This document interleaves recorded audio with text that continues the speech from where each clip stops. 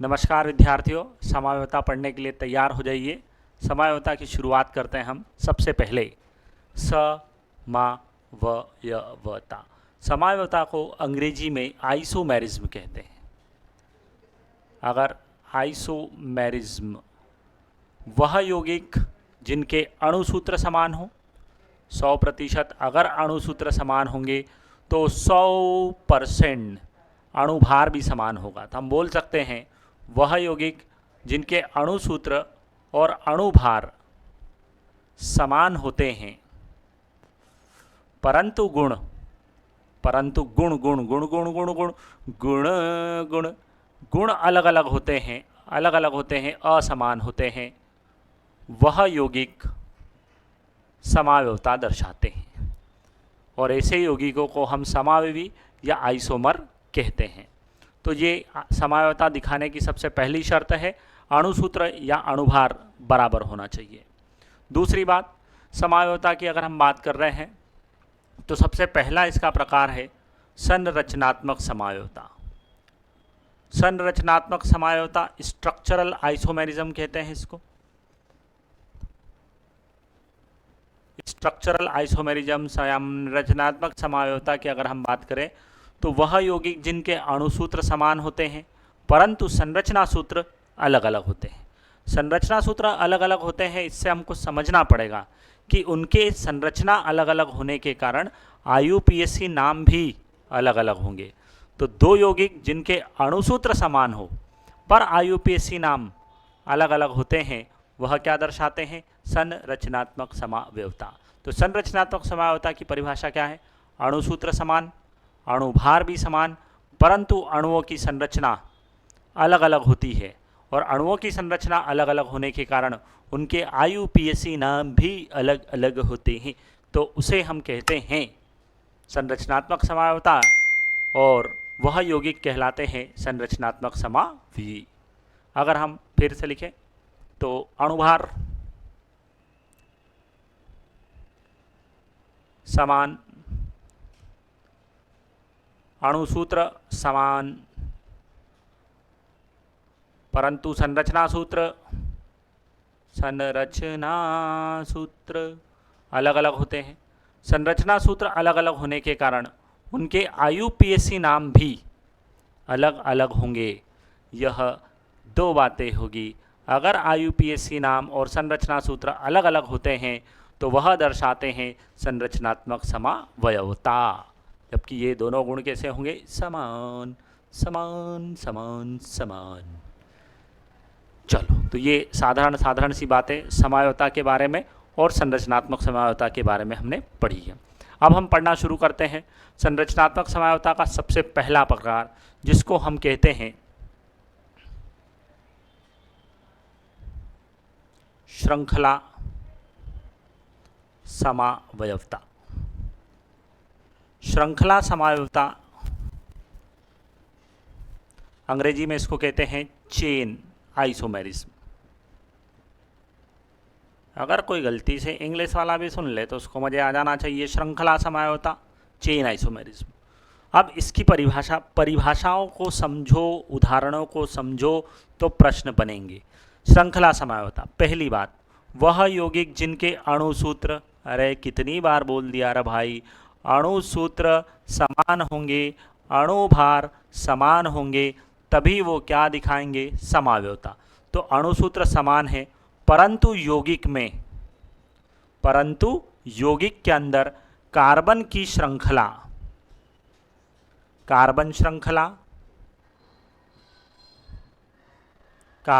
श्रृंखला भिन्न भिन्न होती है, कार्बन श्रृंखला अलग अलग होती है, कार्बन श्रृंखला के अंदर कार्बन भिन्न भिन्न होते हैं।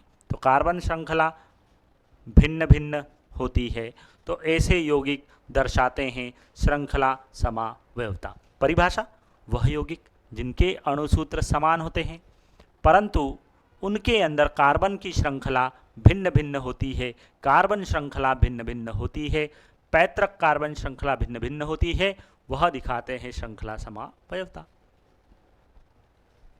समझो समझो समझो, उदाहरण से समझो। सबसे पहले अगर हम बात करें तो एल्केन से बात करते हैं। एल्केन को श्रृंखला समायोता दर्शाना हो तो कम से कम 4 कार्बन चाहिए। पहली बात, एल्केन को श्रृंखला दिखाना है तो कम से कम कितने कार्बन चाहिए? 4। 4 से कम कार्बन वाला एल्केन श्रृंखला समायोता दर्शा नहीं सकता है। तो पहला प्रश्न आपके लिए बन गया है कि एल्केन श्रेणी में श्रृंखला समायोता दर्शाने के लिए न्यूनतम कितने कार्बन चाहिए? तो आपका जवाब आना चाहिए 4। 4 कार्बन वाला एल्केन ढूंढा, अरे ढूंढा एल्केन ढूंढा, 4 कार्बन वाला 4 हाइड्रोजन 10, ये 4 कार्बन 4 दूनी 8, 8 और 2 10। एल्केन में डबल से 2 ज़्यादा हाइड्रोजन होते हैं अगर 10 की बात कर रहे हैं तो। इसका नाम होता है ब्यूटेन। अब ब्यूटेन के नॉर्मल बात है, ब्यूटेन से अपन बातें करना शुरू करते हैं। तो हमने कहा 1 कार्बन है, 2 कार्बन है, 3 कार्बन है, 4 कार्बन है। ये लगाया CH3, अभी नए नए हो तो लगा कर बता रहे हैं CH2 और CH3। कितने हो गए? 10। 3 3 6 और 4 10। ठीक, लग गए। 4 4 10, सभी कार्बन एक ही लाइन में है। अब CH3 CH3 और CH3, इसको देखो, इसमें भी 10 है। 3 3 6 3 9 और 1 10। दोनों के अणुसूत्र समान हैं, परंतु अब देखो इसकी श्रृंखला में कितने कार्बन आ गए? 4 कार्बन। इसकी श्रृंखला में 3। तो यहाँ पर श्रृंखला में 4 कार्बन, यहाँ पर श्रृंखला में 3 कार्बन, श्रृंखला में अंतर है। और जब श्रृंखला में अंतर होता है तो वह दर्शाते हैं श्रृंखला समावयवता। अब इसका नाम बनाओ, इसका नाम बनता है नॉर्मल ब्यूटेन। सभी एक लाइन में लगे हैं इसलिए बोल दिया नॉर्मल ब्यूटेन। प्यारे विद्यार्थियों, इसमें 3 लोग एक लाइन में हैं और एक लगा हुआ है, तो इसको 2 पर मेथिल है, 2 मेथिल, 3 कार्बन, 3 3 3 3 है तो प्रोपेन, 2 मेथिल प्रोपेन इसका नाम हो गया। तो नॉर्मल ब्यूटेन और 2 मेथिल प्रोपेन जो है, दोनों के बीच में कौन सी समावयवता दर्शाई जाती है? तो हम कहेंगे श्रृंखला समावयवता। क्या प्यारे विद्यार्थियों, श्रृंखला समावयवता समझ में आई? बिल्कुल। अगले उदाहरण से और इसको समझने की कोशिश करते हैं। तो ये एल्केन में एक प्रश्न बना कि कम से कम कितने कार्बन चाहिए? तो 4 कार्बन होंगे तभी वह क्या दर्शा पाएगा? श्रृंखला समावयवता। एल्केन के बाद में अगला उदाहरण लेते हैं। उदाहरण एल्केन के बाद में अगर मान लो हम एल्कीन की बात करें कि एल्कीन, तो एल्कीन में अगर हम बात करें तो हमारे पास फिर से कितने कार्बन चाहिए? 4 कार्बन होंगे तो ही बनेगा। अब 4 कार्बन एल्कीन, तो ये लिखा C4 और ये लिखा H8। एल्कीन में डबल कर लेते हैं, 8 वाले 8 वाले 8 वाले। हाँ, अब इसके बनाए अपन 2। तो पहले तो 1 2 3 और ये 4, ये डबल बॉन्ड, ये लगा CH3, ये लगा CH2, ये लगा CH और ये लगा CH2। इसका एक और बनाते हैं, CH3 C double bond CH2। अब इसकी संयोजकताएं कितनी बची है? 1 2 3, एक बची है, ये लगा दिया CH3। आप देख सकते हैं बड़ी आसानी से आपको समझ में आ गया है कि हाँ, यहाँ पर श्रृंखला में 4 कार्बन हैं, यहाँ पर श्रृंखला में 3 कार्बन हैं, दोनों की श्रृंखला में अंतर है। और श्रृंखला में जब अंतर आता है तो वह दर्शाते हैं श्रृंखला समावयवता। इसका नाम है ब्यूटीन। सभी कार्बन एक लाइन में, इसलिए कहेंगे नॉर्मल ब्यूटीन। इसमें अगर आप देखें तो 2 नंबर पर जो है मेथिल लगा है, तो इसको कहेंगे 2 मेथिल। ल मेथिल ब्यूटीन, इसको आइसोब्यूटीन भी हम बोल सकते हैं। ब्यूटीन और आइसोब्यूटीन आपस में श्रृंखला समायोता दर्शाते हैं। क्या दी गई जानकारी स्पष्ट है? आगे बढ़ते हैं, एक और उदाहरण से अपन समझने का प्रयास करते हैं। एक और उदाहरण से समझने का प्रयास करते हैं तो हमारे पास में जो अगला होगा वह अगला उदाहरण नंबर 1 था। उदाहरण नंबर हमने लिया था 2। एक और उदाहरण देखते हैं, उदाहरण नंबर 3। तो प्यारे विद्यार्थियों, उदाहरण नंबर 3 में अगर हम बात करें तो एल्काइन पर आते हैं। एल्काइन शायद एल्काइन 1 2 कार्बन वाला नहीं बनाएगा, 3 वाला भी बनाने वाला नहीं है। 4 वाले में भी क्या है कि बच्चों यहाँ पर 3 बंद आ जाएंगे, फिर बनाने में दिक्कत आ जाएगी। तो अब हमको यहाँ पर जो है वह लेना पड़ेगा 5 कार्बन। तो एल्काइन में अगर आपको श्रृंखला समायोता देखना हो तो कम से कम 5 कार्बन चाहिए। कितने कार्बन?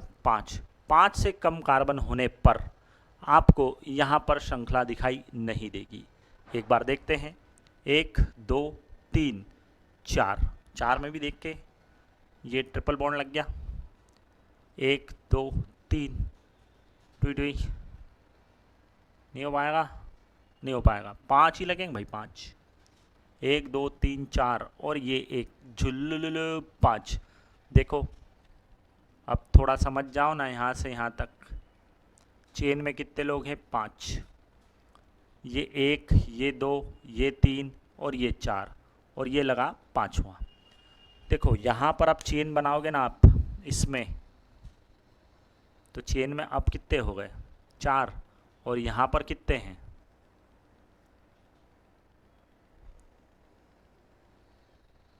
4। यहाँ चेन में 5 है और यहाँ चेन में 4 लोग हैं। श्रृंखला में अंतर है, 5 की श्रृंखला, 4 की श्रृंखला। तो श्रृंखला में जब अंतर होता है तो वह दर्शाते हैं श्रृंखला समावयवता। तो 3 प्रश्न तो यहाँ हो गए। एल्केन और एल्कीन को श्रृंखला दिखाना हो तो कम से कम 4 कार्बन चाहिए, जबकि एल्काइन से श्रृंखला देखना हो तो कम से कम 5 कार्बनों की आवश्यकता पड़ती है श्रृंखला समावयवता दिखाने के लिए। मेरे हिसाब से अब बढ़िया मामला क्लियर हो गया है श्रृंखला समावयवता का। श्रृंखला समावयवता को हम यहीं पर थोड़ा विराम देते हैं। विराम देने के बाद में एक सवाल हल करने का प्रयास करते हैं। सवाल क्या है वो मैं आपको बता देता हूँ। मान लो हमारे पास में प्रश्न कैसे आएंगे, तो हमारे पास में आया है प्रश्न,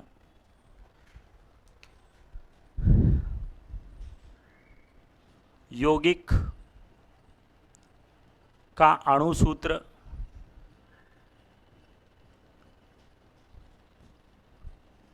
C5H12 है। C5H12 है। इस अणुसूत्र वाले यौगिक के श्रृंखला समावयवी कितने होंगे? अब इसके श्रृंखला कितने होंगे? तो भैया श्रृंखला समावयवी कितने होंगे यह बात हमको पता लगाना है। तो श्रृंखला समावयवियों की संख्या पूछी तो सबसे पहले चालू करते हैं प्रोग्राम। कितने कार्बन है अपने पास में? 5। 1 2 3 4 5, ये 5 लग गए। ठीक है, 1 2 3 4 5 हाइड्रोजन लगाओ, ऐसे ही बनेंगे। 5 में से फिर मैंने 1 2 3 और ये 4 रखे। हाथ में कितना रखा? 1 को यहाँ लगा दिया।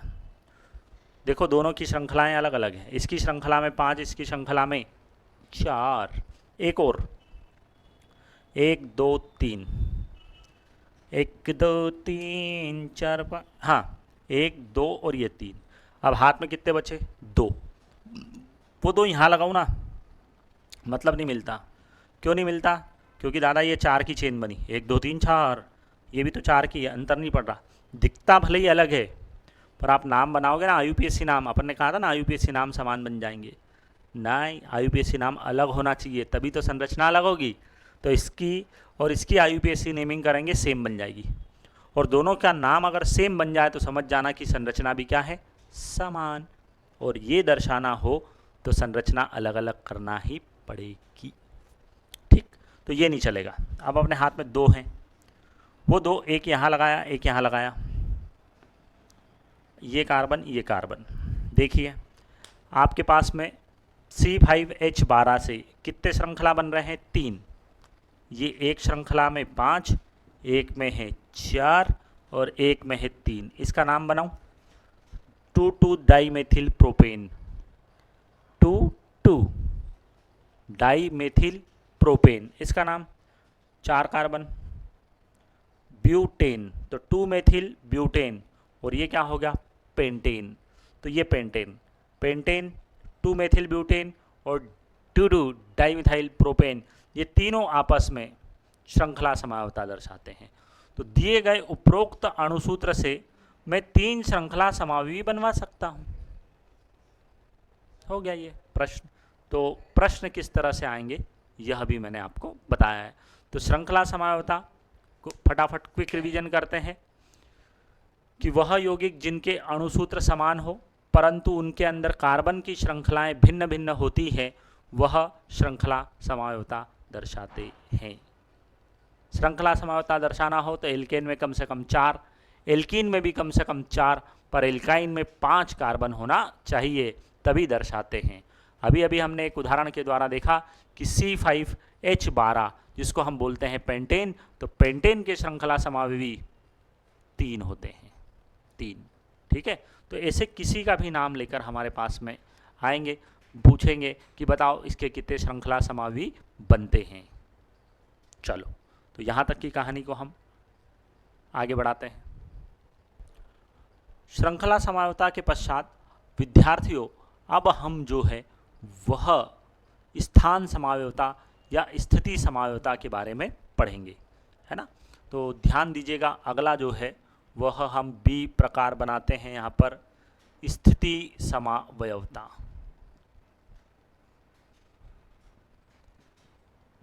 स्थिति समावयवता जिसको हम स्थान समावयवता भी कहते हैं, अंग्रेजी में इसको पोजीशन आइसोमर।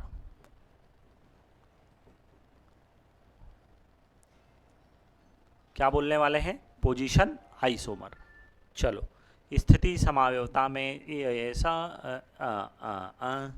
स्थिति समावयवता परिभाषा, वह यौगिक जिनके अणुसूत्र समान हो परंतु पहली बात कहीं भी हो तो अणुसूत्र तो समान होते ही होते हैं भैयू। अणुसूत्र समान हो रहे हैं तो अपन बोल दो अणुभार भी समान है। तो अणुसूत्र और अणुभार अगर समान होते हैं परंतु यौगिक के अंदर बहुबंध, बहुबंध मतलब द्विबंध होगा या फिर त्रिबंध, बहुबंध का स्थान बदल जाए, क्रियात्मक समूह का स्थान बदल जाए, प्रतिस्थापी का स्थान बदल जाए,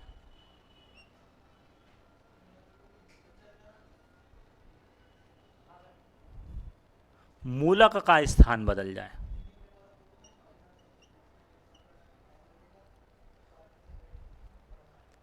अणुसूत्र समान है परंतु यौगिक में बहुबंध, क्रियात्मक समूह, प्रतिस्थापी या मूलक, इनके स्थान भिन्न भिन्न हो जाते हैं, तो वह दर्शाते हैं स्थिति समावयवता। स्थिति समावयवता की बिल्कुल साधारण सी कहानी है, वह यौगिक जिनके अणुसूत्र समान होते हैं परंतु जिनमें बहुबंध, क्रियात्मक समूह, प्रतिस्थापी या मूलक भिन्न भिन्न स्थितियों में पाया जाता है, तो वह दर्शाते हैं स्थिति समावयवता। क्या मेरी बात समझ में आई? समझ में आई? नहीं आई? अपन आगे बढ़ते हैं। देखो, हमारे पास में एक यौगिक है जिनको हम एल्कीन बोलते हैं। तो सबसे पहले एल्कीन क्यों साहब, एल्केन से शुरू करो ना, एल्केन, अरे बच्चों ये लो एल्केन है ना। अब एल्केन में हमको बनाना है स्थिति, क्या बनाना है, स्थिति। अभी अपन ने थोड़ी देर पहले श्रृंखला देखी थी। एल्केन में अगर आपको स्थिति देखना हो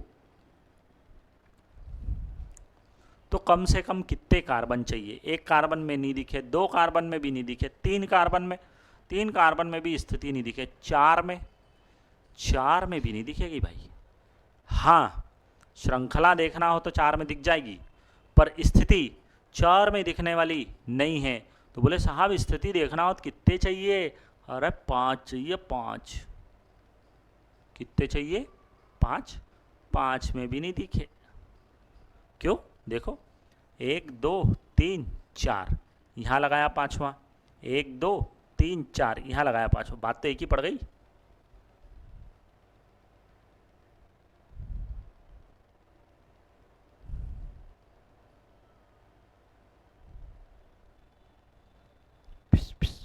फिर एक के दिमाग में सर साबित कर सकते हैं, 1 2 3, बोले देखो स्थिति बदल गई, स्थिति भी बदल गई और श्रृंखला भी तो बदली है।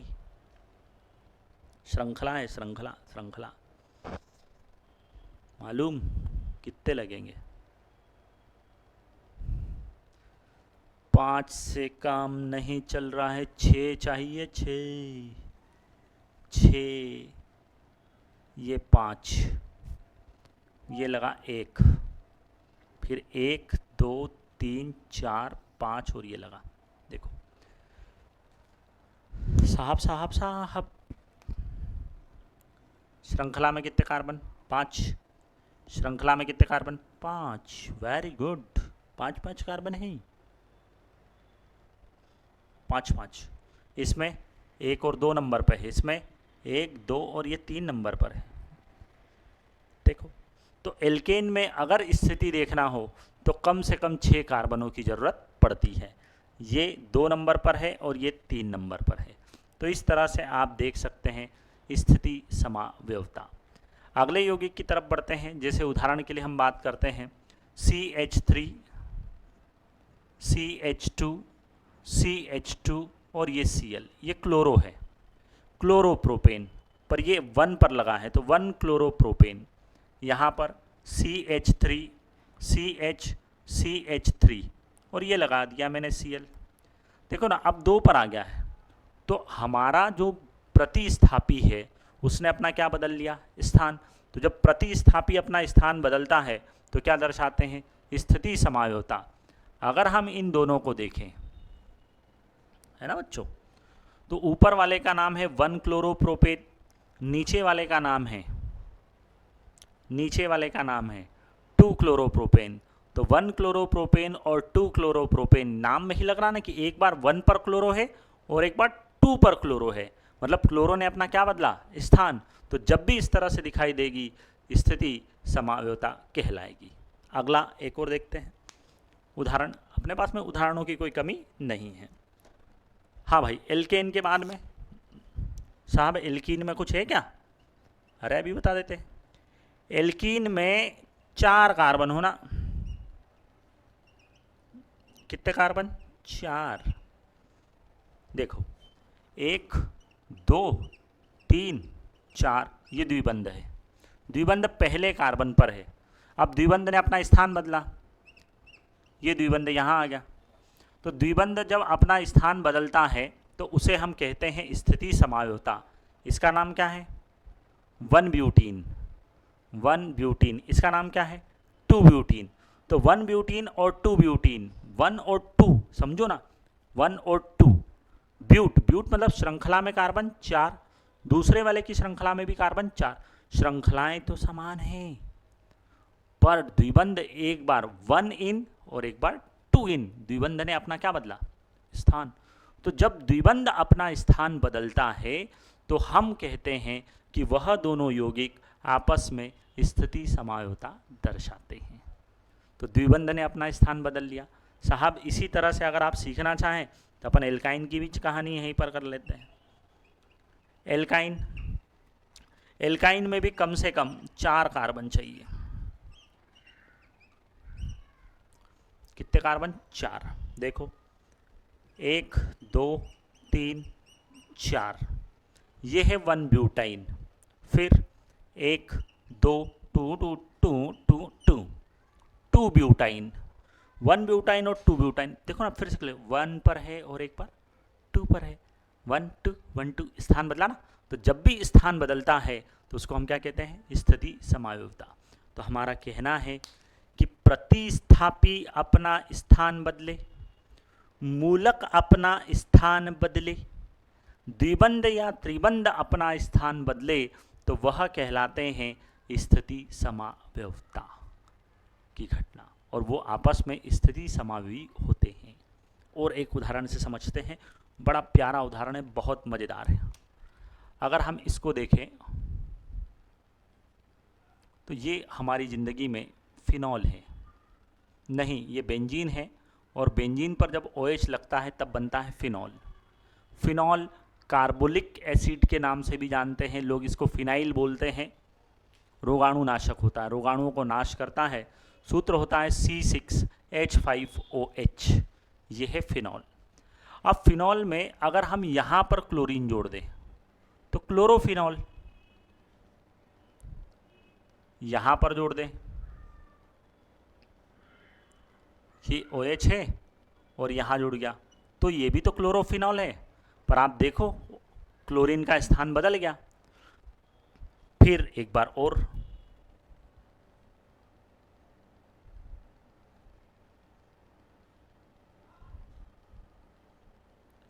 ये कौन है?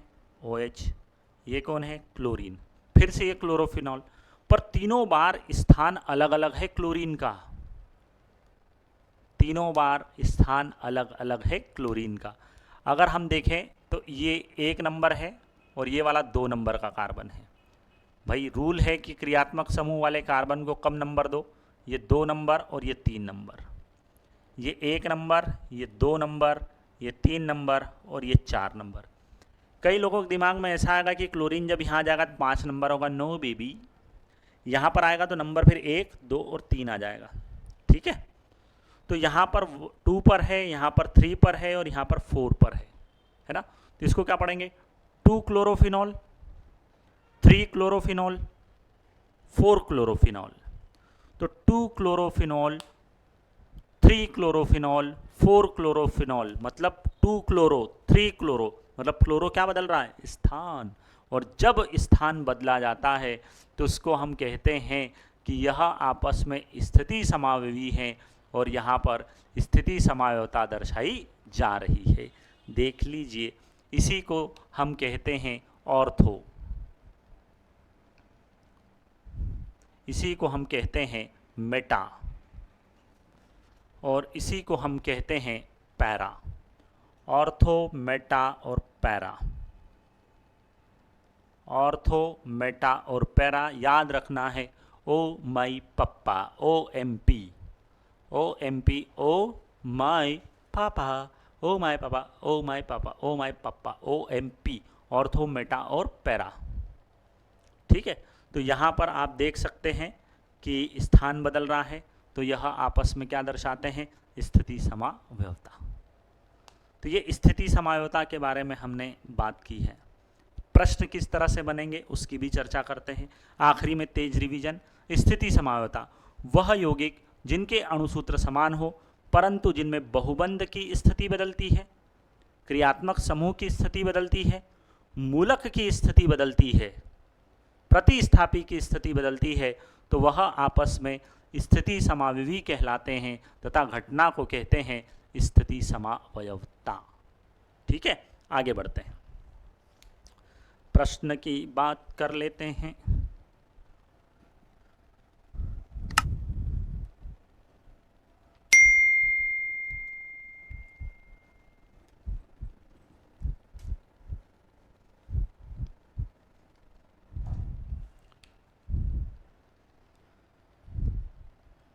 यौगिक का अणुसूत्र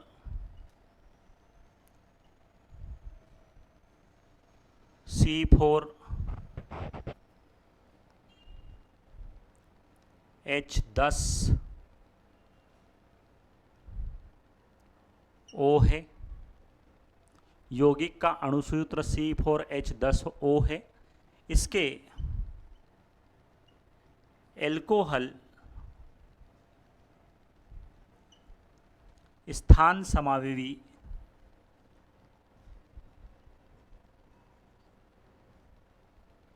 की संख्या होगी।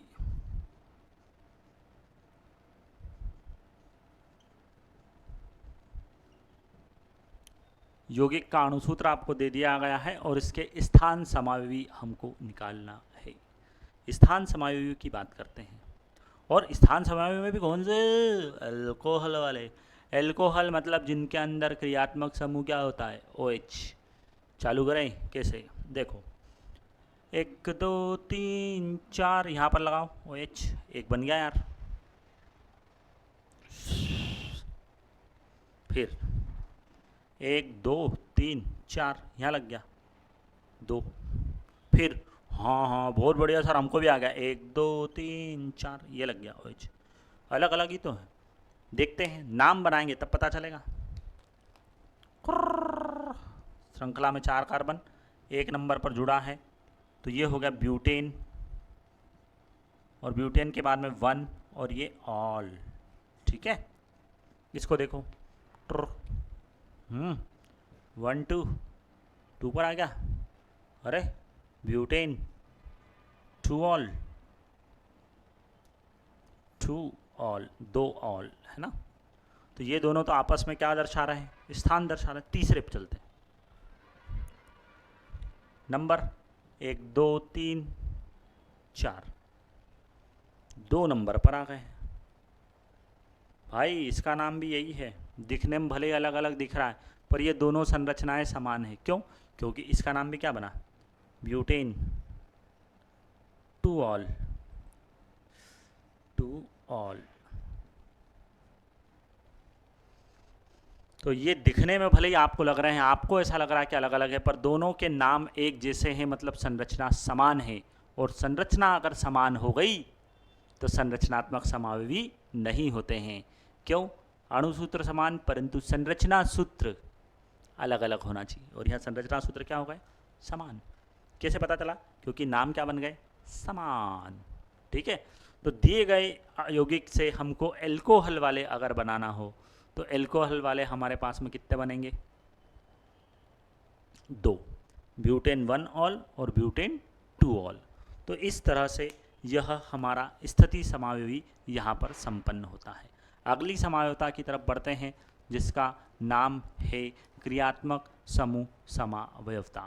क्रियात्मक समूह समावयवता। हाँ विद्यार्थियों, एक बार फिर से हम समावयवता में शुरुआत कर रहे हैं क्रियात्मक समूह समावयवता की। तो क्रियात्मक समूह समावयवता की परिभाषा, वह यौगिक जिनके अणुसूत्र समान होते हैं परंतु उनके क्रियात्मक समूह भिन्न भिन्न होते हैं। अणुसूत्र समान परंतु क्रियात्मक समूह भिन्न भिन्न होते हैं, वह दर्शाते हैं क्रियात्मक समूह समावयवता। तो क्रियात्मक समूह समावयवता दर्शाने वाले लोगों में अगर हम बात करें तो सबसे पहला उदाहरण आता है एल्कोहल, है ना। ये लिख देते हैं एक बार, अणुसूत्र समान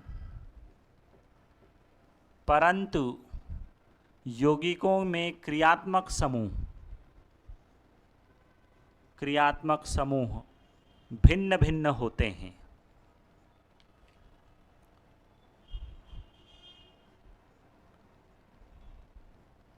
क्रियात्मक समूह भिन्न भिन्न होते हैं, वह दर्शाते हैं क्रियात्मक समूह समावयवता।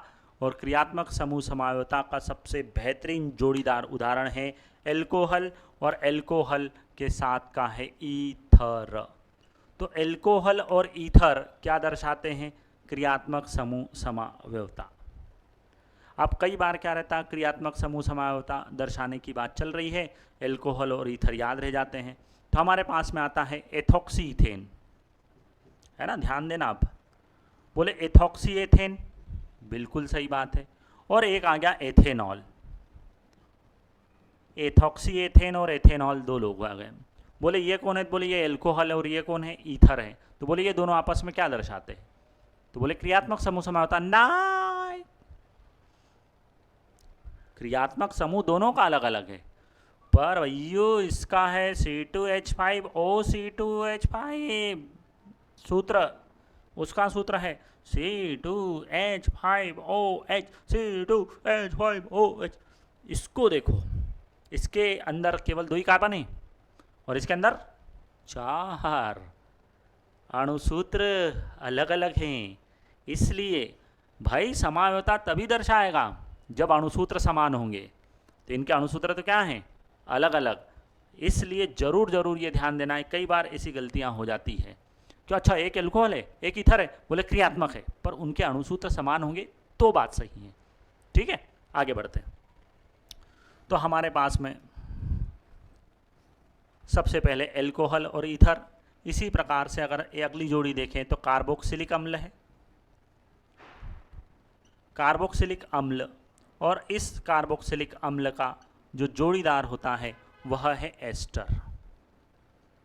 तो अम्ल और एस्टर हम बोल सकते हैं, ये भी दर्शाते हैं। उसी प्रकार से आगे बढ़ते हैं, एल्डिहाइड, हाइड एल्डिहाइड, एल्डिहाइड के साथ में कीटोन, एल्डिहाइड और कीटोन यह भी क्रियात्मक समूह समावयवता दर्शाते हैं, क्रियात्मक समूह समावयवता दर्शाते हैं। और आगे बढ़े तो हमारे पास में अगले उदाहरण के रूप में है साइनाइड, साइनाइड, साइनाइड के साथ में होता है आइसोसाइनाइड। यह भी आपस में क्रियात्मक समूह समावयवता दर्शाते हैं। तो शुरू करते हैं सबसे पहले एल्कोहल ईथर का नाम लेकर। हमारे पास में है C2H5OH, नहीं, हमारे पास में है C2H6O के क्रियात्मक समूह समावयवी बनाइए। देखो बच्चों, क्रियात्मक समूह समावयवी बनाना हो तो कितने हैं, एक ऑक्सीजन है।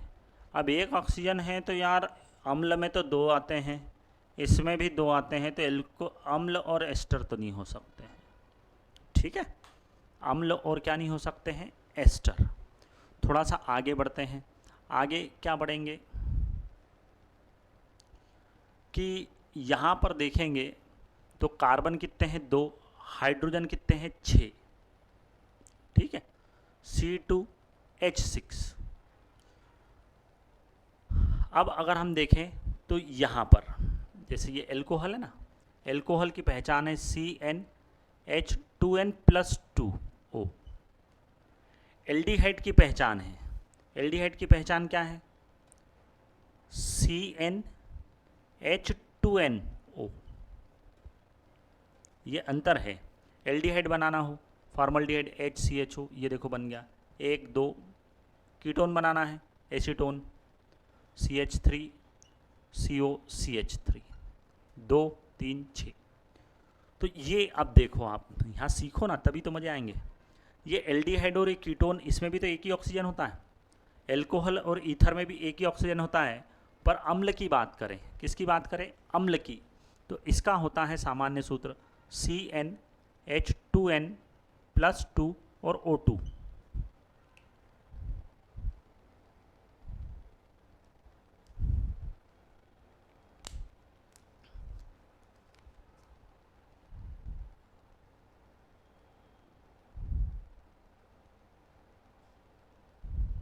एक मिनट ज़रा देख लेते हैं। HCOOH, 1 2 1 कम 2, और गड़बड़ हो जाएगी इसमें तो। CH3COOH 2 दूनी 4 O2, ये है। अब सही साठ मामला। तो अगर आपको 2 ऑक्सीजन वाला दिख रहा है और कार्बन से डबल हाइड्रोजन दिख रहे हैं तो वह है कार्बोक्सिलिक अम्ल और एस्टर। अगर डबल से 2 ज़्यादा हाइड्रोजन है और 1 ऑक्सीजन है तो एल्कोहल और ईथर। अगर डबल हाइड्रोजन है और केवल 1 ही ऑक्सीजन है तो एल्डिहाइड और कीटोन समझना पड़ेगा। तो अब यहाँ पर देखो C2H6O, अच्छा कार्बन 2, हाइड्रोजन डबल से 2 ज़्यादा 4 और 2 6 और 1 ऑक्सीजन, मतलब भाई ये या तो एल्कोहल बनेगा या फिर ईथर बनेगा, एल्डिहाइड और कीटोन नहीं बनेगा। एल्डिहाइड और कीटोन बनाना हो तो हमें डबल लेना पड़ता है, डबल लेना पड़ता है। ठीक है, मामला क्लियर? आगे बढ़े, ये समझ में आया? कैसे पता चला मुझे कि यहाँ से एल्कोहल और ईथर ही बनेगा? डबल से दो ज़्यादा और एक ऑक्सीजन, तो ये लिखा मैंने CH3 CH2OH, ये है एल्कोहल। CH3O CH3, ये हो गया ईथर। तो ये एल्कोहल है और ये कौन है? ईथर। तो एल्कोहल और ईथर आपस में क्या दर्शाते हैं? क्रियात्मक समूह समावयवता। क्या दर्शाते हैं? क्रियात्मक समूह समावयवता। ठीक है। अब अगर मान लो यहाँ पर अगला उदाहरण अपन देखते हैं इसी में। अगर मान लो यहाँ पर हम C2H4O कर दे, C2H4O, इससे अपन को क्या समझना पड़ेगा कि यार डबल तो है और साथ में कौन है? ऑक्सीजन। डबल से दो ज़्यादा होते तो एल्कोहल और ईथर की बात करते, पर डबल है मतलब और एक ऑक्सीजन है मतलब एल्डिहाइड या फिर कौन है? कीटोन। तो बनाते हैं, देखो CH3 CHO, दो कार्बन हो गए, चार हाइड्रोजन हो गए, एक ऑक्सीजन हो गया, और ये CHO दिखा, देखो एल्डिहाइड बन गया। कीटोन बनाना है CH3 C double bond O CH3, देखो बन गए। अरे गड़बड़ हो गई, ये तो गड़बड़ क्यों नहीं होगी भाई? गड़बड़ क्यों नहीं होगी? क्यों? क्योंकि अणुसूत्र ही अलग अलग हो गए हैं। एक काम करते हैं, C3H6 कर लेते हैं, तो ये हो गया CH2, ये हो गया CH3। देखो C3H6 और डबल वाले हैं, डबल वाले और एक ऑक्सीजन क्या हो गया है? ज़्यादा। तो एक ऑक्सीजन ज़्यादा है, सॉरी एक ऑक्सीजन है, तो हमारे दिमाग में दो प्रश्न आ सकते हैं। एक तो एल्कोहल हो सकते हैं और एल्कोहल का जोड़ी ईथर वाला, या हो सकता है एल्डिहाइड कीटोन। फिर अपने दिमाग में ठनका कि डबल होते हैं तो एल्डिहाइड और कीटोन होते हैं, कार्बन 3 हाइड्रोजन 6, डबल है यार, तो एल्डिहाइड या कीटोन। डबल से दो ज़्यादा होते तो अपन जरूर बोलते हैं कि एल्कोहल या क्या होगा? ईथर। तो 3 दूनी 6, डबल है मतलब एल्डिहाइड और कीटोन। तो ये CH3 CH2 CHO, 3 carbon 6 hydrogen 1 oxygen, 3 और 3 6 और 3 हो गया। अब इसका नाम प्रोपेनल, ये कौन है? प्रोपेनल। और इसका नाम क्या है? प्रोपेनॉन। तो आपसे पूछेगा कि प्रोपेनल और प्रोपेनॉन आपस में क्या दर्शाते हैं। तो देखो ना, नल है नल, नल नल नल CHO, non non non non C double bond O है। अच्छा, एक एल्डिहाइड है और एक कीटोन है, तो आप जवाब दे देना कि नल और नॉन वाले क्रियात्मक समूह समावयवता दर्शाते हैं। ठीक है, चलो आगे बढ़ते हैं। यहाँ पर O2 आ गया, O2 आ गया, O2। तो जैसे ही O2 आया, दो ऑक्सीजन वाला, अच्छा अम्ल है और अम्ल का जोड़ीदार एस्टर, तो ये इसके क्या बनेंगे? फिर वही क्रियात्मक समूह बनाना है। एल्कोहल नहीं नहीं नहीं नहीं, एल्कोहल बन ही नहीं सकता। क्यों? क्योंकि एल्कोहल में एक ऑक्सीजन होता है। कीटोन कीटोन नहीं नहीं नहीं नहीं, कीटोन नहीं बन सकता। क्यों? क्योंकि उसमें भी एक ऑक्सीजन होता है, पर इसमें कितने ऑक्सीजन है? दो। अच्छा, दो ऑक्सीजन वाला कौन है? कार्बोक्सिलिक अम्ल। तो कार्बोक्सिलिक अम्ल CH3 CH2 C double OH, देखो 3 2 5 और 1 6, 1 2 3 कार्बन, 2 ऑक्सीजन, सब इस्तेमाल हो गया। नाम प्रोपेनोइक अम्ल, प्रोपेनोइक अम्ल है। ठीक है, अगला एस्टर बनाए CH3 COO CH3, देख लीजिए आप, 3 और 3 6 हाइड्रोजन हो गए हैं, 3 कार्बन 2 ऑक्सीजन हो गए हैं। नाम बना लेते हैं इसका, ये है ऑक्सीजन से जुड़ा हुआ भाग मेथिल, बचे हुए हिस्से में 2 कार्बन वाले को हम बोलेंगे एथेन, और एस्टर होते हैं तो OH लगाते हैं, तो एथेनोएट, एथेनोएट। तो इसका नाम हो गया मेथिल एथेनोएट। ये प्रोपेनोइक अम्ल पूछेगा ना। मेथिल एथेनोएट और प्रोपेनोइक अम्ल आपस में क्या दर्शाते हैं, तो तुम बोल देना कि ये दोनों क्रियात्मक समूह समावयवता दर्शाते हैं। ठीक है, तो सूत्र के आधार पर हमको पहचानना पड़ेगा कि कौन किसके अंदर आएगा। जैसे उदाहरण से अपन बात करते हैं, एक प्यारा सा और उदाहरण लेते हैं। यह हटा देता हूँ, मैं फिर बोल रहा हूँ। एक ऑक्सीजन आए, एल्डिहाइड, कीटोन, एल्कोहल, ईथर, ये चार में से कोई सा होगा। पर अगर डबल हाइड्रोजन हो, कार्बन 2 और हाइड्रोजन उसके डबल हो जाए, तो समझ जाना एल्डिहाइड और कीटोन है। पर डबल से 2 ज़्यादा हो तो एल्कोहल और ईथर, तो ऑक्सीजन आ जाए 2-2, अम्ल और एस्टर हो सकते हैं। ठीक है, चलो आगे बढ़ते हैं।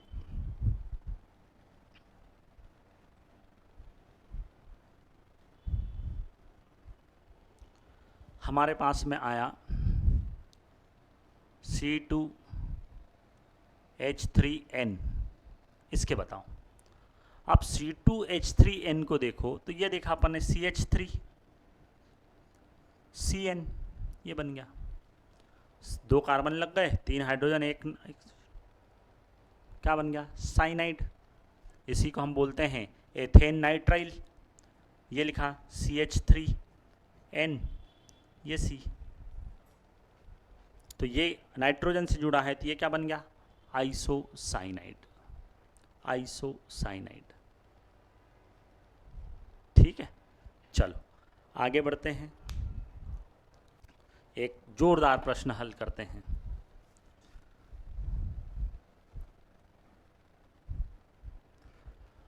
हमारे पास में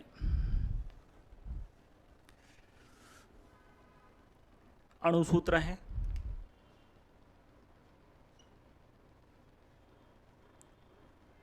अणुसूत्र है C4H10O। इस अणुसूत्र से संभव जितने भी बनते हैं, आपसे जितने बन जाएं, संरचनात्मक समावयव बनाना है। संभव संरचनात्मक समावयव बनाइए, परीक्षाओं में पूछा जाने की संभावना सबसे ज़्यादा है। तो संभव संरचनात्मक समावयवों की अपन गणना करना है दिए गए प्रश्न में इस अणुसूत्र के। तो जब मैं बनाना शुरू करता हूं तो पहले तो मैं देखूं कि ये है क्या यार भाई। कितने ऑक्सीजन आए, 1। एल्कोहल हो सकता है, ईथर हो सकता है, एल्डिहाइड हो सकता है और कीटोन। ठीक, कितने कार्बन, 4। हाइड्रोजन कितने, डबल से 2 ज़्यादा। अच्छा, डबल से 2 ज़्यादा, 110%। ये जो है एल्कोहल है, और एल्कोहल के जोड़ीदार क्या बनेंगे, ईथर। तो यहाँ पर एल्कोहल बनेगा, ईथर बनेगा, है ना। क्रियात्मक समूह समावयवता दर्शाई जाएगी। फिर श्रृंखला और स्थान की भी तो बातें होगी। तो टोटल कितने बनेंगे ये बताना है। ठीक, तो शुरू कर रहा हूँ। देखो भाई, 1 2 3 4 और ये लगा OH। 1 2 3 4 और ये लगा OH। 4 लाइन का बनाया, फिर उसका जगह बदल दिया। तो इसका नाम क्या बना, इसका नाम है 1-ब्यूटेनॉल, है ना। इसका नाम क्या बनेगा, इसका नाम बनेगा 2-ब्यूटेनॉल।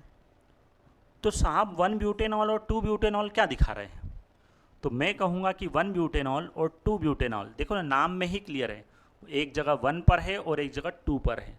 तो 1 और 2 स्थान बदल दिया ना, स्थान। तो ये आपस में क्या दर्शाते हैं, स्थिति समावयवता। तीसरा एल्कोहल बना रहा हूँ, 1 2 3 OH और ये कार्बन। श्रृंखला में कितने कार्बन, 3 है भाई। सर हाइड्रोजन तो लिख ही नहीं रहे, आप लिखो ना, उतने ही आएंगे हाइड्रोजन। अब धीरे धीरे अपग्रेड कर रहे हैं अपने आप को। ये 3 हो गए। इसका 2 मेथिल प्रोपेन 1 ऑल। अब इसमें और इसमें देखो ना आप, इसमें श्रृंखला में कितने कार्बन, 4। इसमें श्रृंखला में कितने, 4। ये दोनों में तो स्थान है, नो डाउट, पर इसका और इसका क्या है, तो इसको देखा और इसको देखा तो देखो ना, इसकी श्रृंखला में 3 और इसकी श्रृंखला में 4, तो साहब श्रृंखला समायोता है। फिर इसको देखो, इसको देखो, इसको देखो, इसको देखो, जब मैं इसको और इसको देख रहा हूं तो मैं देख रहा हूं श्रृंखला भी अलग अलग है और यार स्थान भी अलग है, क्योंकि यहां 1 पर है और यहां पर 2 पर है, तो श्रृंखला भी अलग है और स्थान भी अलग है। तो मैं बता देता हूं कि यौगिकों में अगर श्रृंखला और स्थान दोनों दिखाई दे तो हमें उत्तर लगाना है श्रृंखला।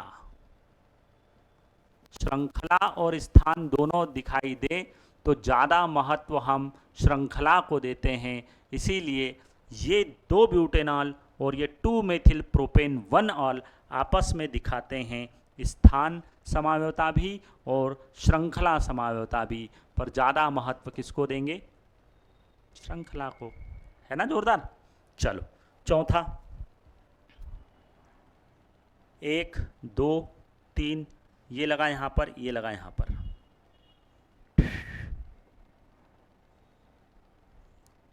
अब इसमें 2 पर OH आ गया, मेथिल तभी भी हुई हैं, 2 methyl propane 2 all, 2 methyl propane 1 all, 2 methyl propane 2 all. देखो ये 1 ऑल, ये 2 ऑल, क्या बदल गया, स्थान। तो ये 3 नंबर और ये 4 नंबर आपस में क्या है, स्थान।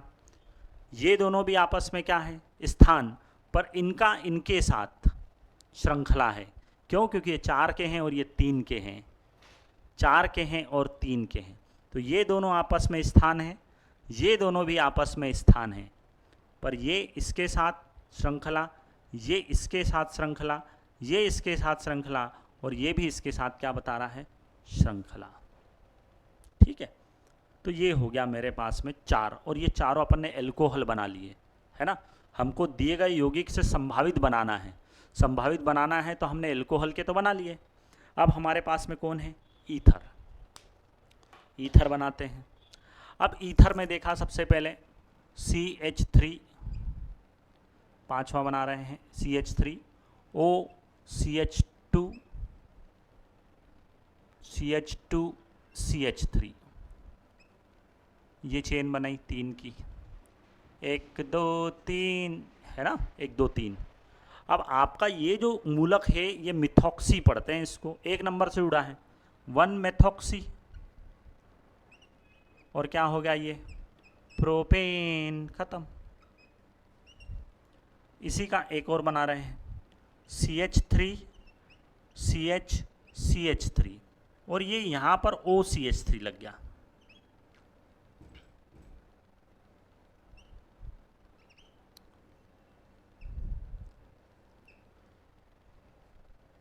ये 1, ये 2 और ये 3।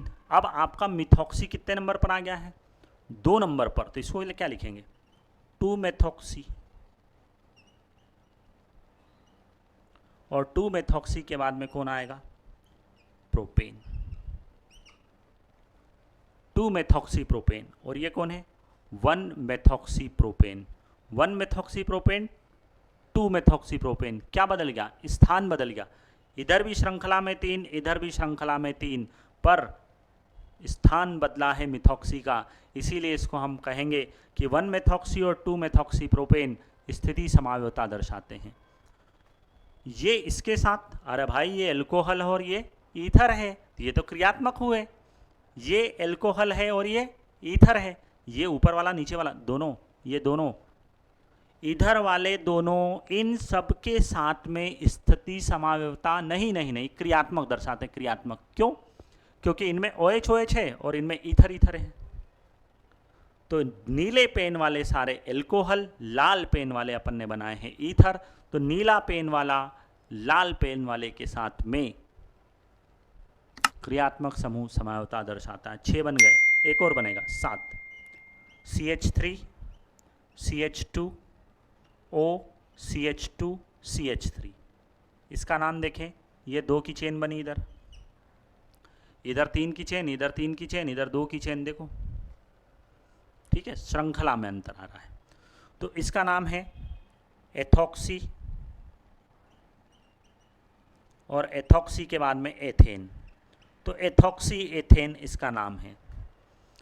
तो दिए गए अणुसूत्र से हमें 4 तो एल्कोहल मिलते हैं और 3 ईथर मिलते हैं, टोटल मिलाकर 7 समाविवी प्राप्त होते हैं। मैंने आपको हल करके बताया यहाँ पर। परीक्षा में प्रश्न आ जाए कि C4H10O के एल्कोहल समाविवी बताइए, 4 सीधे लगाना। ईथर समाविवी बताइए, 3। सभी संभव संरचनात्मक समाविवी बताइए, 7। खत्म। कोई को हल करके बताने की ज़रूरत नहीं है। ठीक है, तो यहाँ पर हमने 3 समावयवताएं बहुत अच्छे तरीके से पढ़ ली है।